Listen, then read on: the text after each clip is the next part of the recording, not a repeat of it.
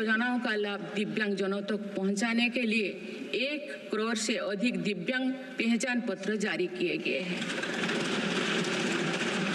स्वच्छता सैनिकों के लिए चलाई जा रही नमस्ते योजना का विस्तार कर अब स्वच्छता का बीड़ा उठाने वाले भाई बहनों को भी इसमें शामिल किया गया है। विकसित भारत की यात्रा में कोई भी छूटने ना पाए, इस ध्येय के अनुरूप मेरी सरकार सैचुरेशन अप्रोच के साथ काम कर रही है। माननीय सदस्यगण, बीता दशक भारत की सांस्कृतिक चेतना के पुनः जागरण का दशक रहा है।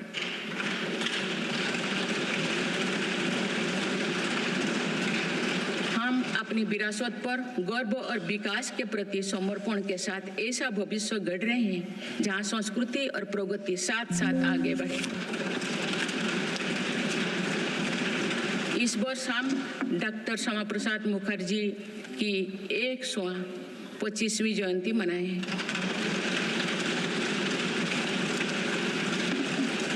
उन्होंने कहा था कि सच्चा राष्ट्रवाद केवल भारत की भौतिक एकता नहीं बल्कि उनकी सांस्कृतिक एकता को मजबूत करने में है।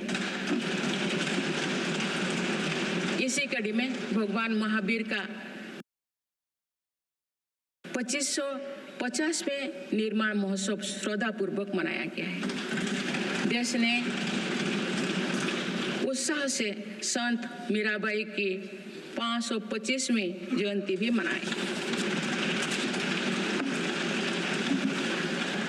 महाकवि संत तरुवल्लभ की स्मृति में कई देशों में सांस्कृतिक केंद्र स्थापित किए जा रहे हैं। मेरी सरकार काशी तमिल संगमम, काशी तेलुगु संगमम, सौराष्ट्र तमिल संगमम जैसे सांस्कृतिक आयोजन करके देश की एकता को बढ़ावा दे रही है। माननीय सदस्यगण, हमारी पांडुलिपियों या हमारी धरोहर है, इनमें विशाल ज्ञान समाहित है जिसका मानव जाति के लाभ के लिए अध्ययन, शोध और उपयोग करने की आवश्यकता है। उन्होंने प्रौद्योगिकी का उपयोग करके पांडुलिपियों के डिजिटाइजेशन और संरक्षण का कार्य मिशन मोड पर प्रारंभ किया जा रहा है।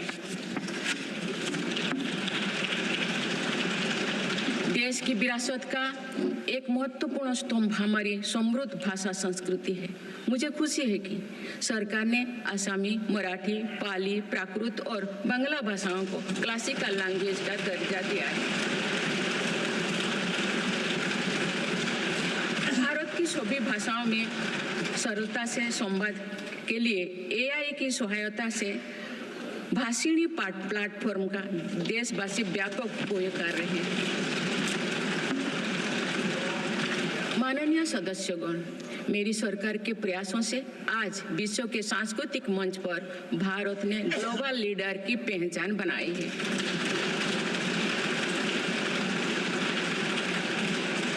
सभी एशियाई बौद्ध देशों को आपस में जोड़ने के लिए मेरी सरकार ने पहली एशियाई बुद्धिस्ट कॉन्फ्रेंस का आयोजन किया।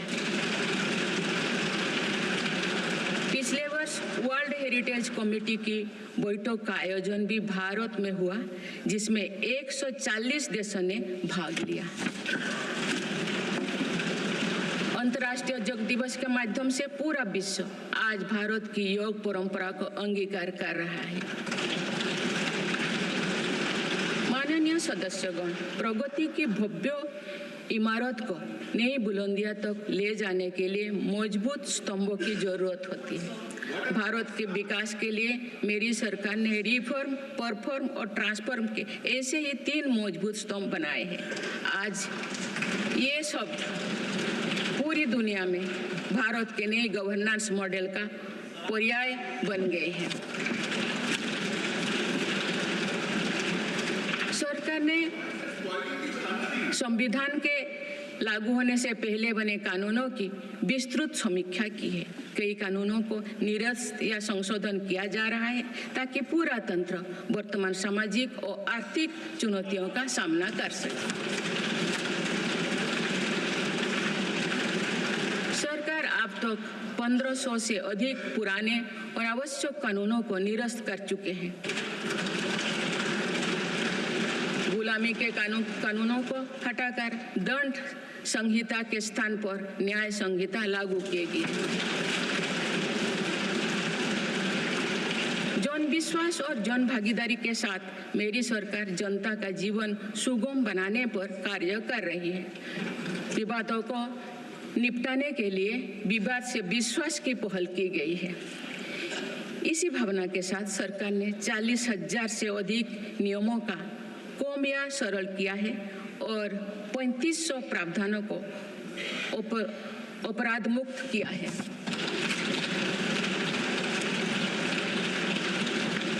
मेरी सरकार ने देश के अत्यंत पिछड़े इलाकों में आकांक्षी जिला कार्यक्रम प्रारंभ कर सुशासन का एक अनूठा प्रयोग किया है। इस कार्यक्रम से इन जिलों में स्वास्थ्य, पोषण, कृषि, सामाजिक विकास और शिक्षा जैसे विभिन्न मापदंडों में उल्लेखनीय प्रगति हुई है। यूएनडीपी की एक रिपोर्ट में इस पहल की बहुत सराहना की गई है। इस सफलता से प्रेरित होकर अब देश के 500 आकांक्षा ब्लॉक में भी समग्र विकास हेतु अभियान प्रारंभ किया गया है।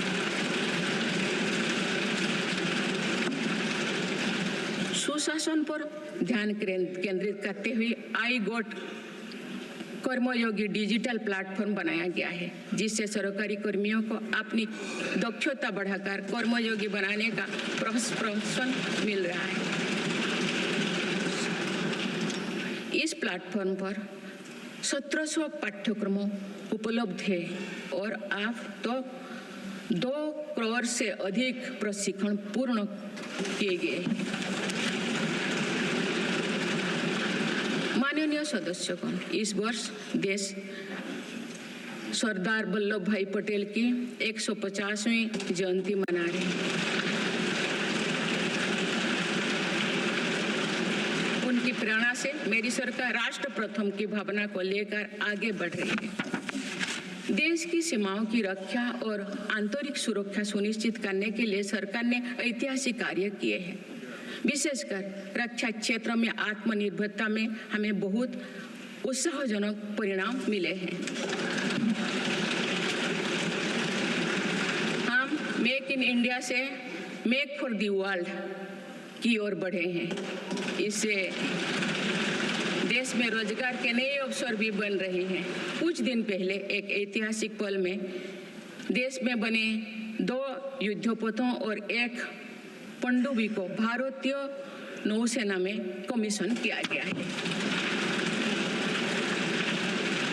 देश में डिफेंस इंडस्ट्रियल कॉरिडोर की स्थापना और डिफेंस स्टार्टअप्स को प्रोत्साहन देकर हम आत्मनिर्भरता का और स्वरोजगार को मजबूती दे रहे हैं। सीमाओं की रक्षा के साथ साथ देश के सीमावर्ती क्षेत्र का विकास भी हमारी रणनीति का अहम हिस्सा है। सीमा क्षेत्र की सड़कें और अटल टनल, सेला टनल, सोनमर्ग टनल जैसे आधुनिक इंफ्रास्ट्रक्चर से रक्षा और पर्यटन का बढ़ावा मिला है। सीमा पर स्थित देश के प्रथम गांव में वाइब्रेंट विलेज कार्यक्रम प्रारंभ किया गया है। वामपंथी उग्रवाद को समाप्त करने के लिए के अंतिम चरण की भी शुरुआत हो चुकी है। सरकार के प्रयासों से वामपंथी उग्रवाद प्रभावित जिलों की संख्या 126 से घटकर अब 38 तक आ गई है। माननीय सदस्यगण, वैश्विक अस्थिरता के वातावरण में भारत आर्थिक, सामाजिक और राजनीतिक स्थिरता का स्तंभ बनकर विश्व के सामने आदर्श प्रस्तुत कर रहा है। चाहे